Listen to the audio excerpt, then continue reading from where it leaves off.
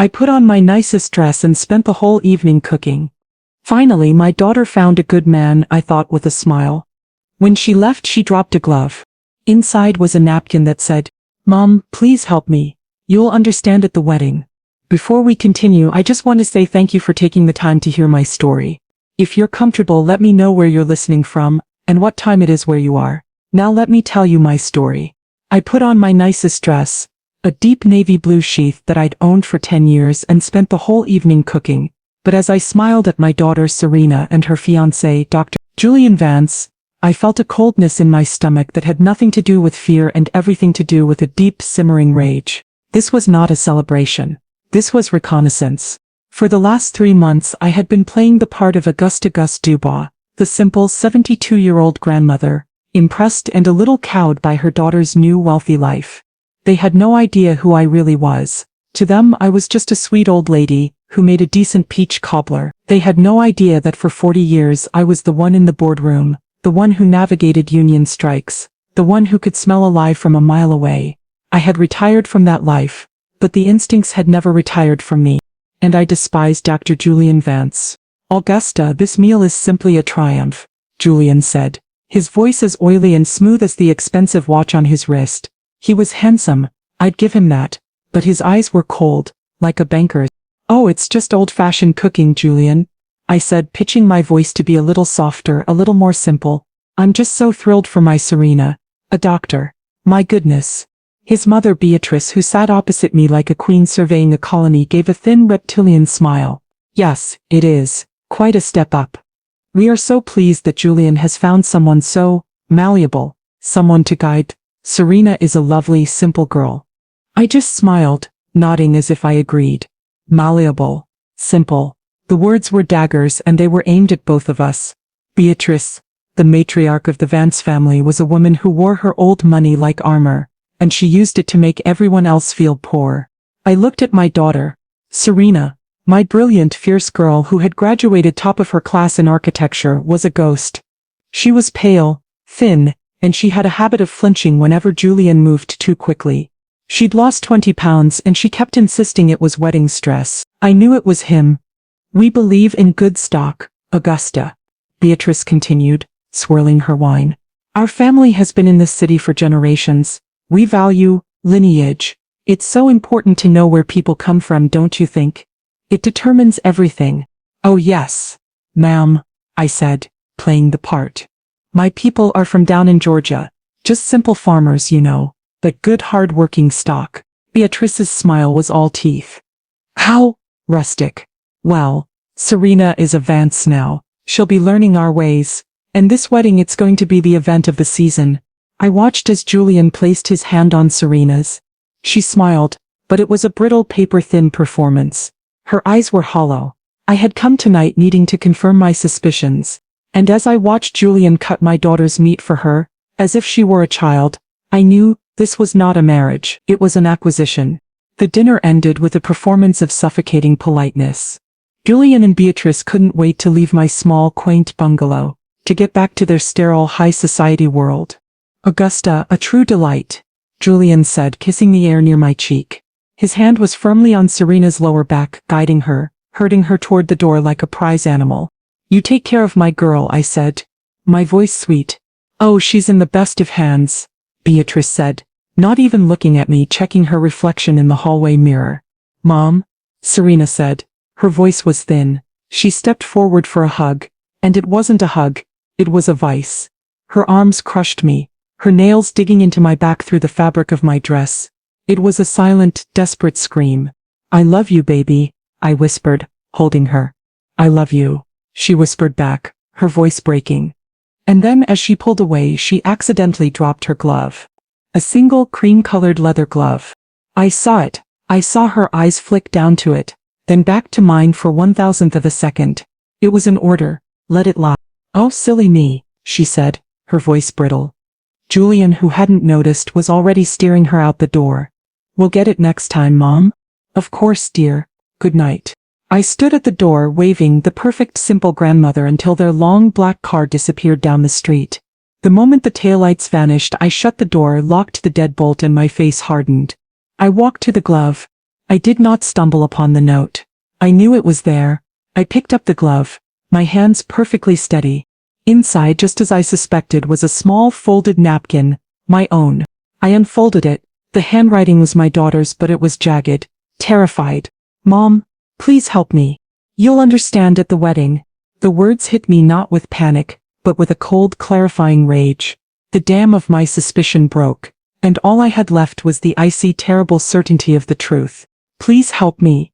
It was a confirmation of the danger. You'll understand at the wedding. It was a deadline, a battlefield, a warning not to act yet, not to show my hand. Serena knew her fiancé, her captor, was watching. She knew I was the only one who would see past the facade. I folded the napkin. I didn't cry. My time for tears was long past. I was a 72-year-old woman, a retired executive, and a mother, and they had just declared war on my child. They thought I was a simple old woman. They thought I was impressed by their money. They had no idea who I was, and they had no idea what I was about to do. My first instinct was to call Serena, to demand she come home, but I crushed that thought before it could even form. I knew, with the cold certainty of an auditor, that her phone was not her own. Julian was a controller. He would be monitoring her calls, reading her texts. Calling her would be like rattling the cage while the lion was watching. It would only get her hurt. No. You don't fight a monster like Julian Vance head on. You cut him off at the knees, from the shadows. I put the kettle on for coffee, strong and black. I needed to be sharp. Then I made one call. Murtis Jackson picked up on the second ring. Gus, it's 11 o'clock. If this is about the church fund, I already told you I'm not. Murtis, I said, my voice low and steady. Get over here, and bring your laptop.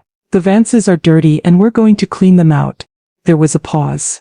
Murtis, who had been my best friend for 45 years, heard the ice in my voice. She didn't ask questions. I'm on my way. My kitchen table, covered in the flowered vinyl cloth Robert had liked, became a war room. The napkin sat in the center under the light. Mortius arrived 10 minutes later, a trench coat thrown over her nightgown, her old powerful laptop under her arm. Mortius wasn't just a gossip. She was a retired record supervisor for the city. She knew how to find things that didn't want to be found. Lord have mercy, she said, reading the note. I knew that man was too pretty. He looks like a funeral director. What did they do? They showed their hand, I said, pouring her a mug of coffee. They're arrogant. They think I'm a senile old fool. And they think Serena is a weakling they've managed to cut from the herd. They insulted me. They insulted my family. And they are hurting my daughter. I slid the note back. She can't talk. She's trapped. But she gave me a deadline. The wedding. That means we have until then to find the leverage we need to destroy them. Murtis cracked her knuckles and opened her laptop. The glow lit up her determined, angry face. Okay, Gus. You're the CEO. I'm operations. Where do we start? We start with him, I said, my voice cold. Dr. Julian Vance. People like him. Arrogant, controlling. They don't just start, they have a history. They have a pattern. Find it. You're thinking what I'm thinking, Murtis said, her fingers already flying across the keys. He's done this before. We sat there, two old women in a quiet kitchen, fueled by coffee and a righteous fury, and we began to dig. We weren't looking for gossip, we were looking for a weapon. For 2 hours the only sounds in my kitchen were the clicking of Murtis's keys and the quiet thud of our coffee mugs on the table. We weren't a gossip session, we were an investigation. Murtis was a virtuoso. She moved through public records, old social pages, and encrypted databases she really shouldn't have had access to. Got a lot of smoke, she muttered, squinting at the screen. Julian donates to everything. The hospital, the mayor's campaign, the police benevolent fund. He's insulated. His mother Beatrice is on the board of half the charities in the state. They've built a firewall of money and influence. I had sighed. Forget the money, I said. Look for the people. Arrogant men like him. They don't have partners. They have victims. Look at his relationships. Murtis's fingers flew. Okay, he's dated. A lot. Always the same type. Younger, pretty, smart. But no family. No money. No connections. Girls who would be grateful. Girls who could be malleable. The word Beatrice had used. My stomach tightened. Keep going. Okay, wait a minute, Murtis said, leaning in. Well, hush my mouth, Gus. He wasn't just dating, he was engaged. I stood up and walked behind her. When? 5 years ago. It was all set. The biggest society wedding of the year. The announcements are everywhere. And then 2 weeks before the ceremony, nothing.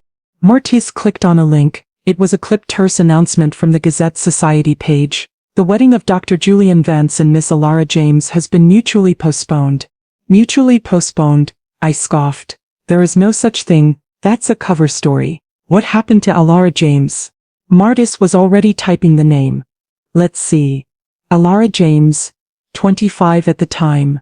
A second-grade teacher at a local elementary school. No family to speak of. Parents deceased. A sister in another state. She was the perfect target. What happened to her, Mert? Mertis's face went grim. She vanished. What do you mean vanished? I mean vanished. Mertis said, clicking through link after link. There's nothing. No social media posts after that date. No new driver's license. No credit card applications. No marriage certificate. No death certificate. She just stopped existing. A cold, heavy stone of dread settled in my gut. This was darker than I could have imagined.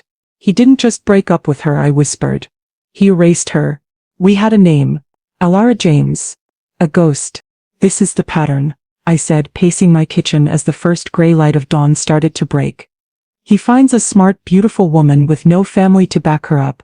He isolates her, controls her, and when she fights back, he gets rid of her. But how? Mertis said, rubbing her tired eyes. People don't just disappear. The sister, what about the sister? Martis found her. A woman named Maria James, now Maria Phelps, living in Oregon. She had a small private social media footprint, but on the 5-year anniversary of the broken engagement, she had posted something. It was a photo of her and Alara, two smiling young women. The caption was heartbreaking. 5 years. Still praying you found your peace. Ellie. I'll never stop looking for you. She doesn't know what happened to her, I murmured. Wait, Mertis said, her fingers flying again. She was cross-referencing old gossip columns with the society pages. The Vances didn't just say the wedding was postponed. They built a narrative. Look. She pointed to a small, catty blog post from 5 years ago. A little bird told us that the Vance James wedding is off. Seems Dr. Perfect's fiancé couldn't handle the pressure. We're told the poor girl had a serious emotional breakdown. So unstable. Another article from a more reputable source quoted an anonymous family friend who said, the Vances are being incredibly gracious. They're handling this privately and they've even paid for Miss James to go to an exclusive clinic in Europe. Switzerland. I believe to recover. I slammed my mug down on the counter. There it is. The same goddamn script. They're painting Serena as emotional. They called her malleable and simple. They're already laying the groundwork to discredit her. When she finally breaks or when he gets bored, they'll say she was the crazy one. They'll lock her in a clinic, or worse, and they'll use their money to make the story stick. My blood was ice. Alara James was the first draft. My daughter was the sequel. He's going to kill her, Mert, I said, my voice flat. Maybe not with a gun. He'll have her over-medicated in some exclusive clinic until her mind is gone. Or he'll push her just far enough that she takes her own life, and he and his mother will stand at her funeral, looking sad and gracious. Not on our watch, Mertis said, her voice a low growl. But we have nothing, Gus. We have a 5-year-old disappearance and a cover story that's locked up tight.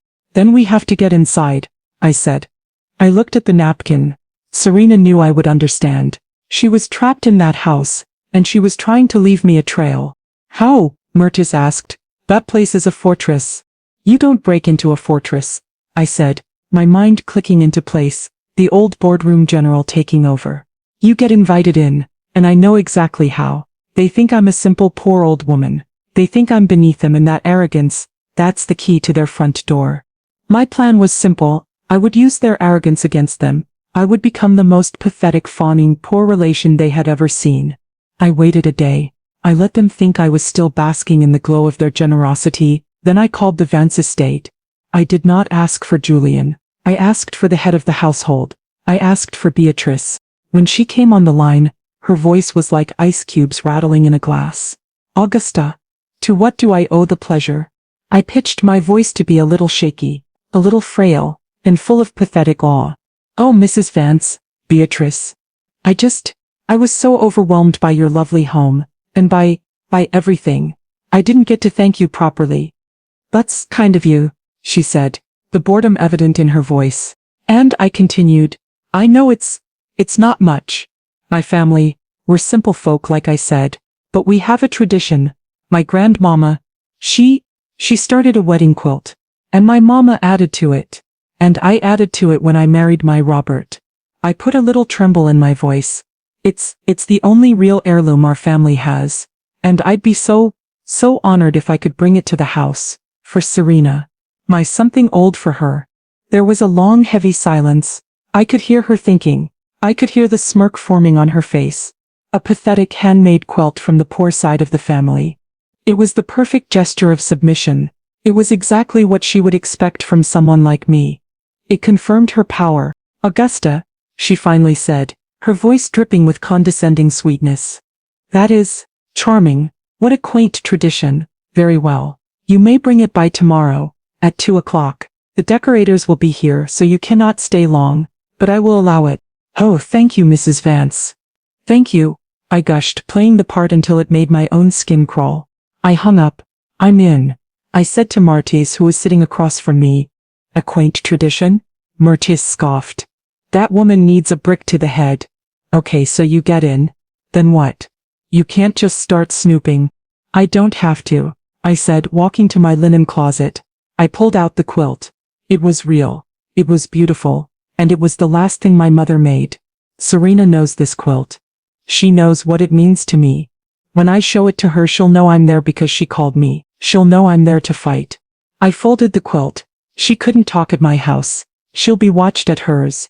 But she's smart. Mert. She left me one clue. She'll find a way to leave me another. I wasn't going to the Vance estate to deliver a gift. I was going to pick up my next weapon. The Vance estate was worse than I imagined. It wasn't a home. It was a cold, marble and glass mausoleum. A fortress, just as I'd thought. Staff in gray uniforms moved silently, their faces blank. They didn't look like employees. They looked like guards.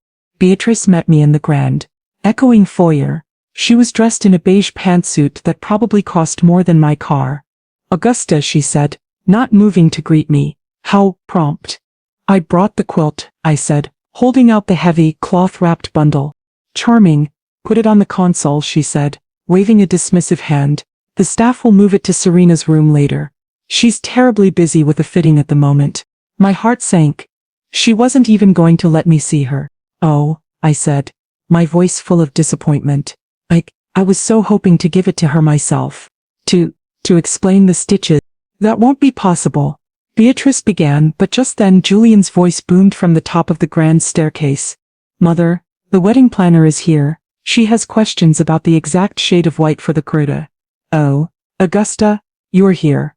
He descended the stairs, his smile wide and false. Bringing us things? It's a family quilt, dear, I said, shuffling my feet.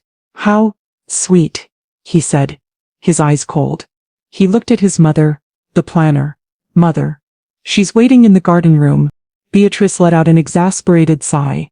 Very well. Augusta, you will have to excuse us. The staff will show you out. They turned their backs on me. A clear dismissal and walked down the hall. This was it. My chance was gone. But then, a movement from the garden room. As Julian and Beatrice entered, Serena, a pale, thin ghost, was visible for just a split second. The housekeeper was with her, watching. I had to do something. Oh my, I cried out, pretending to stumble. I dropped my purse, my compact, my lipstick, a handful of change, and my keys scattered across the pristine marble floor. Oh my stars. My old niece, the housekeeper who had been guarding Serena, let out an annoyed sigh, and left her post to come help the clumsy old woman. Ma'am, please. It was all I needed. 1 second. Serena was at the glass door of the garden room. She couldn't speak. She couldn't wave. She just stared at me. Her eyes were wide, frantic. She stumbled too, bracing herself against the glass. Her hand, her thin, pale hand, pressed against the pane. She wasn't pointing at me. She was pointing at the garden behind her. My eyes followed her finger. The garden was a sea of pale, perfect, passionless white roses. Except for one spot. In a place of honor all by itself was a single newly planted rose bush. The mulch around it was still dark and fresh.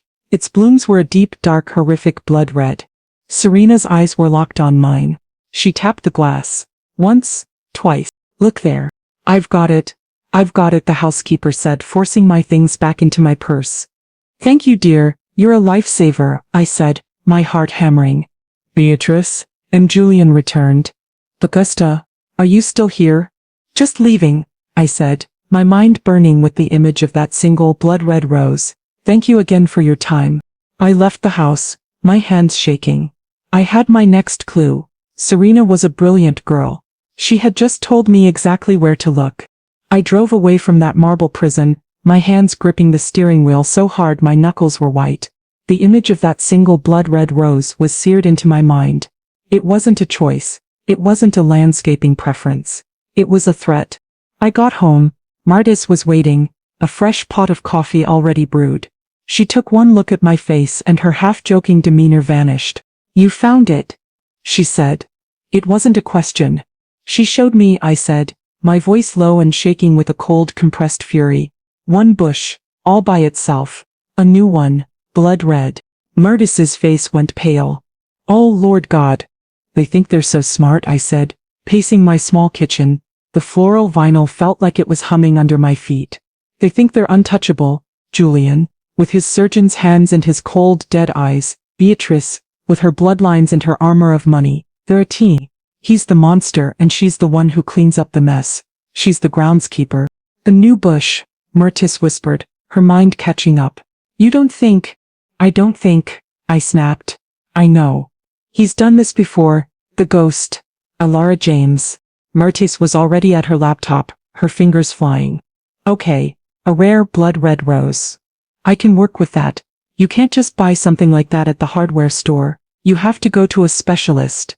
A cultivator. She went to work, her face illuminated by the glow of the screen. For an hour, she made calls, her voice changing, adopting the persona of a wealthy heiress planning a massive garden. Yes. I'm looking for something exclusive, she'd say. Something with a pedigree. She was a master. After 3 dead ends, she hit gold. I got him, she whispered, her hand covering the speaker. An old-school rose snob in Pennsylvania. He supplies half the old money estates on the East Coast. He says he has an exclusive client in our city, hates her. Says she's rude as a hornet but pays in cash. Beatrice. I breathed. Martis put the phone on speaker. Sir, I'm just so worried about the varietal, she purred.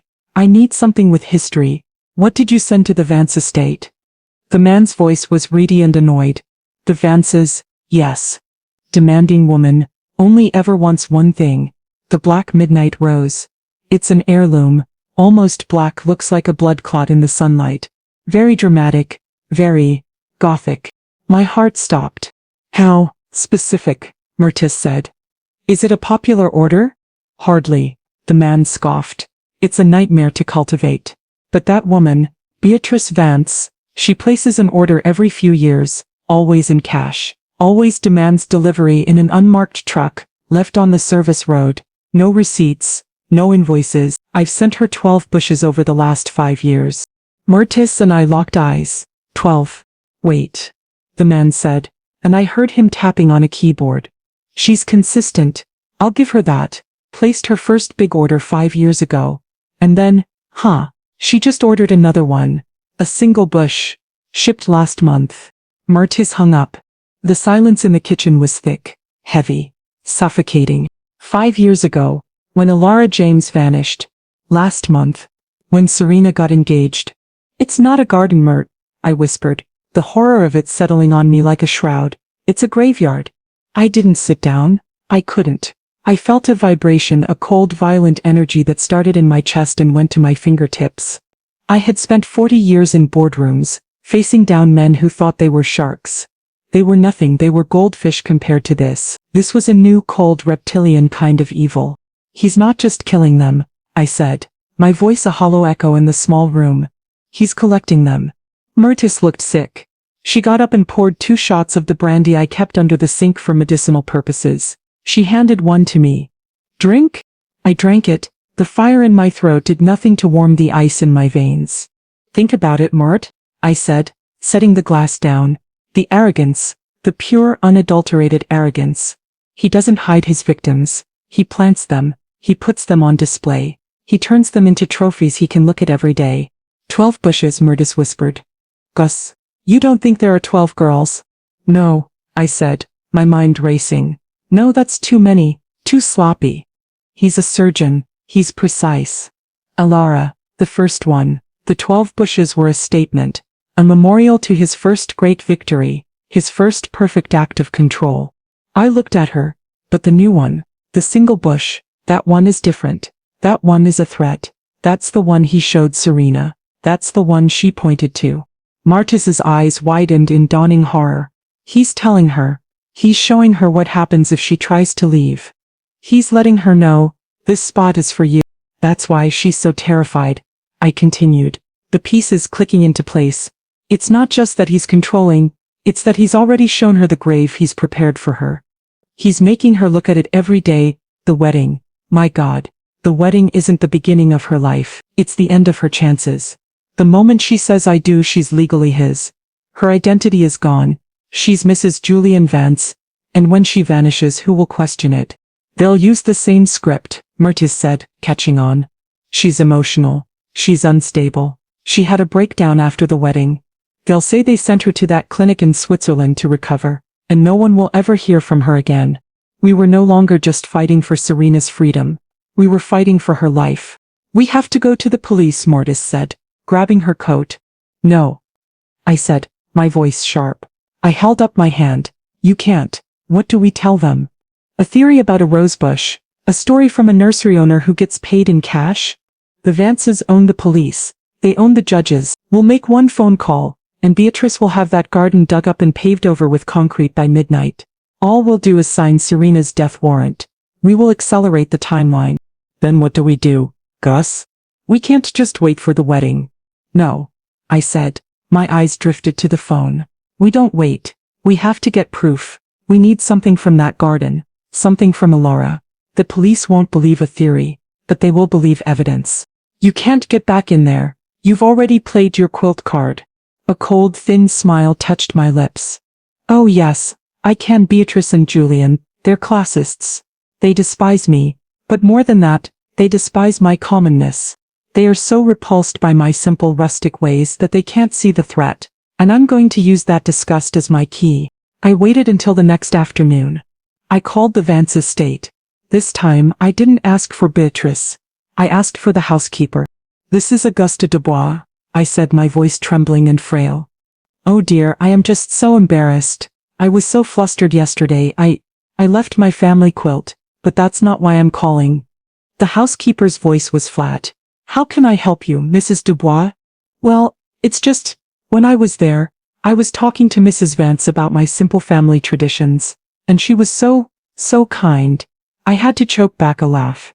It got me to thinking. I have something else. Something for Serena to plant her roots in her new home. It was my late husband's, Robert. He was a gardener, you know. Just his old tools. In his old box. I want to bring them for her, for the rehearsal dinner tomorrow, as a blessing for her new garden. There was a pause. Ma'am, I don't think... Oh, please, I begged, letting a pathetic little crackle into my voice. I just want to put them in the garden myself. Just one little blessing. It would mean the world to an old woman. I heard her sigh. She was thinking of the mess I'd made in the foyer. But she was also thinking of a frail, sentimental old fool. One moment. She put me on hold. I knew who she was talking to, Beatrice. I could practically hear the conversation. The old biddy wants to bring a box of dirty old tools. I could hear Beatrice's dismissive, aristocratic sigh. Fine, let her play in the dirt. It will keep her out of the way of the important guests. The housekeeper came back. Mrs. Vance has approved it. You may come to the rehearsal dinner tomorrow, but you are not to interfere with the event. You may place your box in the garden, and that is all. Oh, thank you, dear. Thank you. I hung up. I turned to Martis. I'm in. I went to my shed. The place smelled of soil, oil, and my Robert. I found his old wooden toolbox. It was battered and the hinges were rusted. It was perfect. I put his hand trowel inside, his pruning shears, and I packed the bottom of it with a thick, heavy layer of the richest, darkest, muddiest potting soil I had. Tomorrow night I was going to bring my rustic world into theirs, and I was going to make them pay for their revulsion. The rehearsal dinner was a symphony of arrogance. A string quartet played on the lawn, waiters in white tuxedos drifted with trays of champagne. The house was blazing with light, a beacon of wealth and power. I arrived in my 10-year-old Buick, which I parked myself between a black Bentley and a silver Maserati. I was wearing my navy blue sheath, the same dress I'd worn to the first dinner. I wanted them to see me as common. I carried Robert's old toolbox. It was heavy. Beatrice saw me and her face tightened in annoyance. She was a vision in emerald green, diamonds glittering at her throat. Augusta, you came, and you brought your box. It was so kind of you to let me, I said, my voice full of false humility. Yes, she said, her eyes already scanning for more important guests. Julian is busy. Go and do what you must, in the garden, and do not make a mess. I'll be as quiet as a mouse, I promised. I walked through the house. The grand foyer, all white marble and glass, was spotless. The thump of my old lady's shoes was the only sound. I walked past the guests on the terrace, who parted for me as if I were a servant, their eyes sliding right over me. I was invisible, exactly as I'd planned. I reached the garden, and I waited. I needed my moment. It came when Julian stepped onto the terrace to give a toast. All eyes turned to him. He raised his glass, his voice full of that false booming charm. To my mother, for her impeccable taste, and to my beautiful fiancée, Serena. Now, I was standing at the edge of the terrace, right at the entrance to the foyer. I was only a few feet from the new blood-red rose bush. I took a deep breath, and I tripped. It wasn't a stumble, it was a full theatrical lurch. I cried out and threw the toolbox forward. It hit the pristine white marble floor. The hinges shattered, the lid flew open, and a tidal wave of rich black muddy potting soil exploded across the foyer. The rusty tools clattered, skidding across the floor, leaving trails of grime. The string quartet stopped. Julian's toast died in his throat. Every single guest turned and stared. The silence was absolute. Oh my heavens, I shrieked, collapsing to my hands and knees. My husband's box, the dirt. Oh, the mess. On your beautiful white floor. Beatrice looked at the spreading pool of black soil, and for a second her mask of perfection cracked. I saw pure unadulterated revulsion. She looked at the dirt as if it were a mortal wound. Clean it up, she shrieked at the staff. Get it off my floor, now. Julian's face was dark with rage. What in the hell? This was it. The diversion. Every eye, every guard, every staff member was focused on the dirt, on the common, clumsy old woman who had brought her filth into their perfect house. I was on my hands and knees, apologizing, flapping my hands. I'm so sorry, I'll help. I scrambled to my feet, grabbing the hand trowel. I didn't go toward the mess. I went past it, toward the garden. I'll just get this out of the way, I cried, half sobbing. I was at the new rosebush. Mertis had been right. Julian was a collector, a psychopath, but he was also lazy. I didn't even have to dig, the mulch was loose. I plunged the trowel in once, and hit something hard. I dropped to my knees, my back to the house, pretending to be sick with shame. I shoved my hands into the soil, my fingers, my arthritic 72-year-old fingers, closed around a cold, metal box. I pulled it free. It was a small waterproof ammo can. Ma'am, let us handle this, a waiter said, his voice tight with panic. I shoved the muddy box deep into the front of my dress, holding it against my stomach. I stood up, trembling, clutching my chest. I think I need to go home, I panted. I'm so embarrassed. I'm so sorry. Yes, Julian hissed, his voice a low snake-like sound. You should go. I turned, clutching my muddy dress, and shuffled out of that house as fast as my old legs could carry me, the gasps and whispers of the guests following me out the door. I didn't just have a clue. I had the whole goddamn case. Mertis had the door of my bungalow open before I was even out of the Buick. Did you get it? She demanded. I didn't answer. I walked past her through my living room and into the kitchen. I dropped the muddy, heavy box onto the vinyl-covered table. It landed with a wet, heavy thud. Lord God, Augusta, she breathed. The box was locked, but not with a key. It was a simple, cheap combination lock, the kind you'd buy at a hardware store. He's arrogant, I said, my voice shaking. I was running on pure adrenaline. He's so arrogant, He thinks no one would ever dare look. He buried it, but he wanted to be able to visit it, to open it, to remember. I looked at the lock. Serena, he's taunting her with it. The combination, it has to be something about her. Her birthday? Myrtis suggested. I tried it. Nothing. His birthday? I tried it. The lock clicked open. That sick son of a... Myrtis whispered. I opened the box. The smell of damp decay and old paper hit us. This wasn't Serena's. This was Ilara's. Serena hadn't buried this. She had found it. And Julian had let her. He had shown her. This was the ultimate act of control, showing his new victim the fate of the old one. Inside, on a bed of silica packets that had long since failed, was a small leather-bound diary, its pages swollen and water-damaged, and beneath it a cheap plastic prepaid burner phone. My hands were trembling so violently I couldn't open the diary. Myrtis took it. She gently pried the warped cover open. The first few pages were what we expected. A young woman's loopy, happy script. Julian is a dream. He says he wants to protect me from the world. Then the change. His mother Beatrice scares me. She said I didn't have the lineage to be a Vance. Julian laughed and told me not to worry. Then, the fear. He locked me in. He took my phone. He said I was hysterical. I'm not hysterical. I'm a prisoner. And finally, the last entry. The handwriting was a frantic, jagged scrawl, the pen having torn through the paper. November 10th. He found my bag. He found the bus ticket I bought. He knows I was trying to leave. He didn't even yell. He just laughed. He said he was so disappointed in me. He said I'd only leave him one way. He said I was so beautiful I deserved a beautiful resting place. He said he'd plant me under the roses his mother bought. The black midnight roses. I'm burying this. I'm putting it in the box he gave me. If anyone ever... Oh God. He's coming back up the stairs. He's coming for me. Myrtis closed the book. We said nothing. We just stared at the box. We were holding a murder in our hands. I picked up the burner phone. It was dead.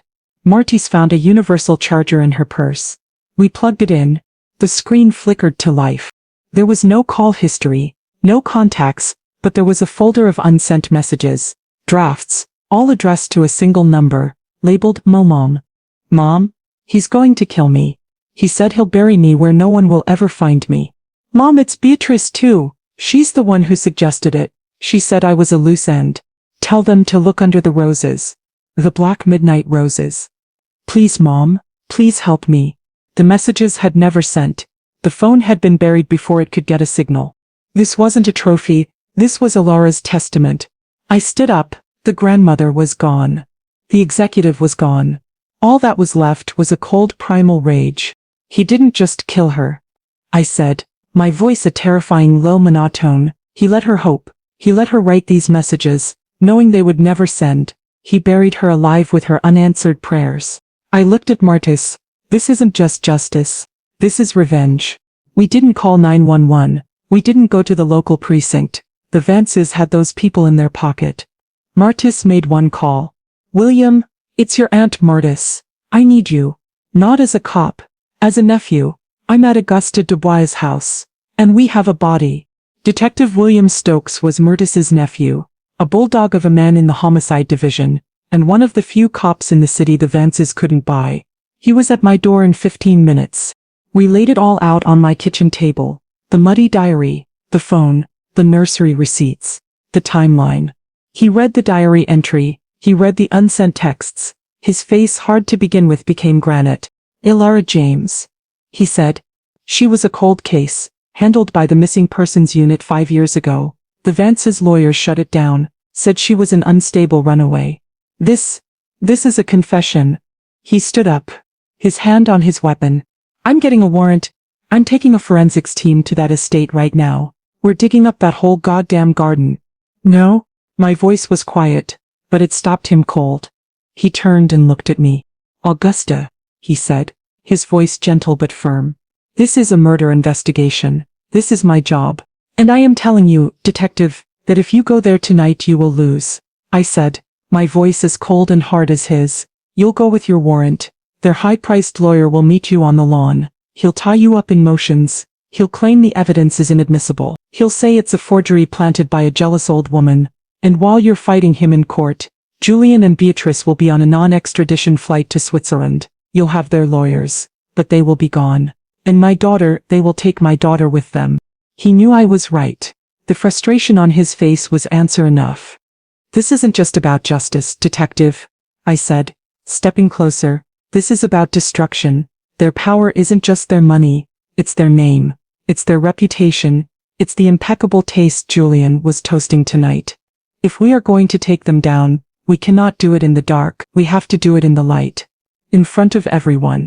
Gus, what are you planning? Mertis asked, her eyes wide. I looked at the detective. The wedding, it's tomorrow, at 2 p.m. at the Saint Cecilia Cathedral. The bishop is officiating. The mayor will be there. Everyone who matters in this city will be in those pews. You want to arrest him at the altar? The detective asked, a slow, dawning look of appreciation on his face. I don't want you to arrest him, I said. I want you to wait. I want you to be there, in the pews. You and your partner, in your Sunday best. You let the ceremony happen. You let him feel victorious. You let him think he's won. And then, I will give the signal. Augusta, this is highly irregular. This is total, I interrupted. We have one chance. We can either arrest a man, or we can destroy an empire. I want his name to be mud. I want his mother to have nowhere to hide. I want them to be tried and convicted in the court of public opinion before they even see a cell. That is the only way to guarantee they don't escape. The detective was silent for a long moment. He looked at the diary. He looked at the phone. St. Cecilia's, 2 p.m., he said, nodding. My partner and I will be in the back pew. The St. Cecilia Cathedral was a monument to the Vances' power. The air was suffocating with the scent of thousands of white orchids. The mayor was in the front pew. The city's elite were packed in, whispering about the scandal of the rehearsal dinner. They were here for the drama. I gave them a different kind. I arrived alone, wearing the same 10-year-old navy blue sheath. I walked down the aisle, a simple old woman, and took my seat. Beatrice, a vision in silver lace, glided over. Augusta, she hissed, her voice a low venomous vibration. I am shocked you have the gall to show your face. After the disgusting scene you made, you will be silent, or I will have you physically removed. I'm just here to see my daughter married, Beatrice, I said, smiling sweetly. Her eyes narrowed. She couldn't read me. My total lack of fear was more terrifying to her than any threat. She retreated to her seat. The music swelled. Julian stood at the altar, smug, triumphant. He had his monster's mask on, the one of the good man. He had won. Then Serena appeared. She was a ghost, pale, trembling, her eyes vacant. She was being led to her execution. Her eyes found mine. I didn't smile. I didn't cry. I just nodded, once. A promise. The bishop, a man whose cathedral was funded by Vance money, droned on about love and sanctity. Then came the words, if any person here can show just cause why these two may not lawfully be joined together, let them speak now or forever hold their peace. The cathedral was silent. Julian's shoulders relaxed. He smirked, turning to lift Serena's veil. Wait.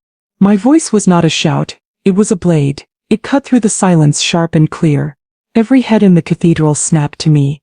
Augusta, sit down, Beatrice shrieked, her voice cracking. Julian's face went dark.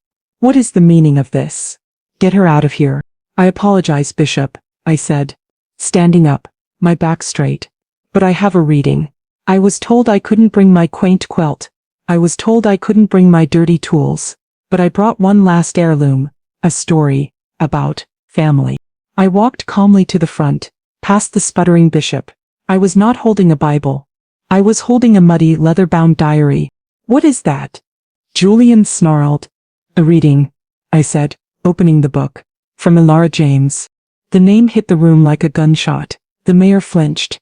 The guests gasped. Julian's face went from rage to a pale, sickly white. She's lying. She's senile. It's a forgery. Beatrice screamed, clawing her way out of the pew. Am I? I asked the crowd. I turned to the first page. Julian is a dream. He says he wants to protect me from the world. Stop it. Julian roared. I didn't stop. I read on, my voice clear and cold, ringing through the magnificent silent church. I read about the isolation. I read about the fear. And then I read the last, damning entry. He found my bag. He laughed. He said I'd only leave him one way. He said he'd plant me under the roses. As the words under the roses echoed, Julian's mask of civilization evaporated. He lunged, but not for me. He lunged for Serena. He grabbed her arm, his fingers digging in. You did this. And that was his final mistake. It's true, Serena screamed, ripping the veil from her head. Her voice, raw and full of a year's worth of terror, filled the cathedral. He told me I'd be next. He showed me the rose bush he planted for me. The church erupted. Guests were on their feet, their phones out recording. This was not a wedding. It was an execution. You bitch! Beatrice shrieked, lunging for me, her hands like claws. You've ruined us. No, ma'am, you ruined yourselves. The calm, deep voice came from the aisle. Detective Stokes and his partner were there, their badges out, their path to the altar clear. Dr. Julian Vance, Stokes said, his voice booming in the chaos. You are under arrest for the kidnapping and murder of Ilara James. Beatrice Vance, you are under arrest as an accessory to murder and for the desecration of a body. As the detectives cuffed them, Julian, a trapped, pathetic animal, was still screaming at Serena. Beatrice. She just deflated. The armor of her money was gone. She was just a tired, evil old woman. I closed the diary. I walked past the detectives, past the weeping, shattered guests, past the Vances whose lives were now over. I walked up the altar steps. Serena collapsed into my arms, her sobs echoing in the sudden, shocked silence. I held my daughter. It's over, baby, I whispered, stroking her hair. Mama's here. I told you I'd help.